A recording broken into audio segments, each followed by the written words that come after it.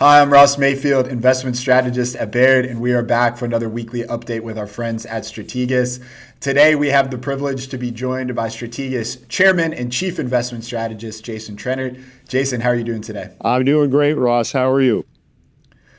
I'm doing very well. Thank you so much for the time. I want to, kick off the year, zoom out, do some big picture thinking with you, and I want to start, with an optimistic tilt before maybe we get into some of the headwinds facing the world. But you wrote in your themes piece for the year that you expect market winners will reflect a cyclical economic recovery in the U.S. I want to get your sense of maybe what that looks like from a market perspective, and what are the key drivers in your perspective of that cyclical recovery? Well, the drivers of this cyclical recovery are basically massive amount of stimulus from the one big beautiful bill that'll come this year. It's the Fed likely easing this year, and you have a lot of regulatory relief. So, and I would say tariffs are kind of flat year over year. But the other three policy tools are going to be very supportive of the economy. And I think also more broadly, the market itself. As we know, it's been very top heavy, very oriented towards really the top 10 stocks. And there are signs that it's broadening out to a lot of other sectors and even small caps.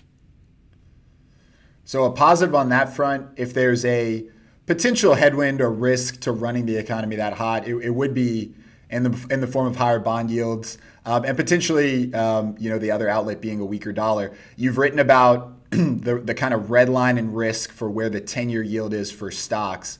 I wonder if you view that as a risk, or if it's, if higher yields are reflecting kind of a cyclical recovery, are they something to be as feared as maybe they were earlier in this bull market?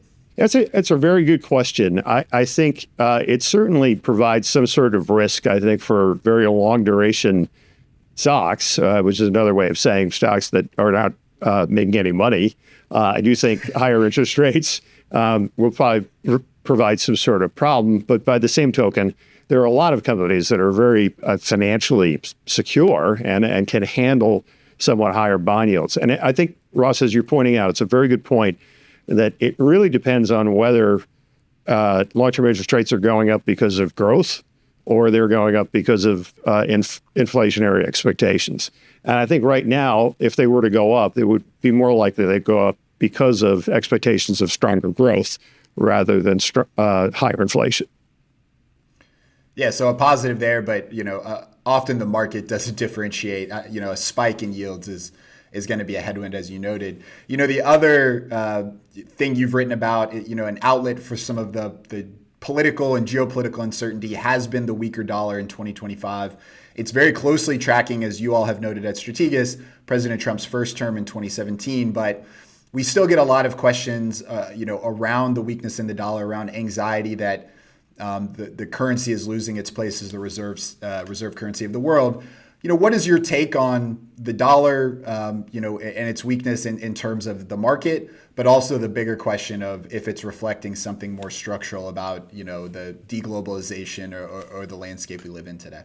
Yeah, Russ, it's very, very hard. I don't think the U.S. will lose its reserve currency for a very long time. And that's because the U.S. economy is the strongest. We have the strongest military.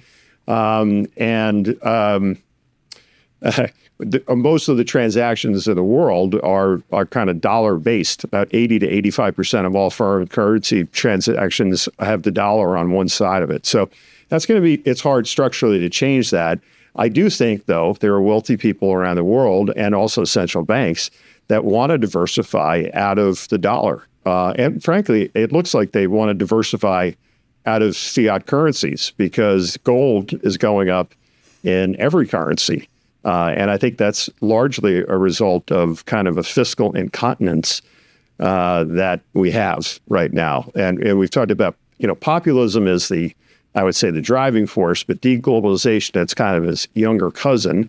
And what that means really is that you don't really care that much about debt or deficits. You spend money to keep people happy. And so hopefully it works in terms of creating investment, which is the hope here in the U.S.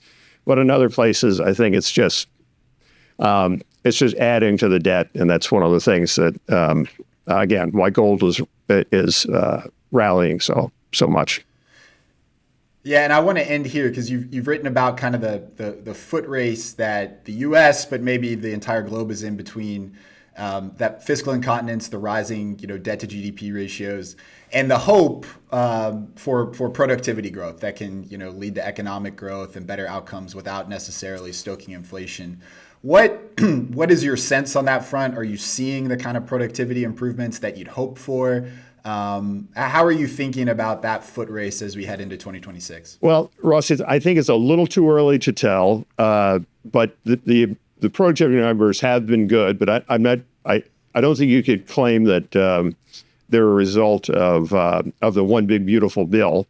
But I do think when you look at the tax provisions from that bill, they're very supportive, provide a lot of supply side incentives for companies to build greenfield additions to plant or to improve plants here in the United States.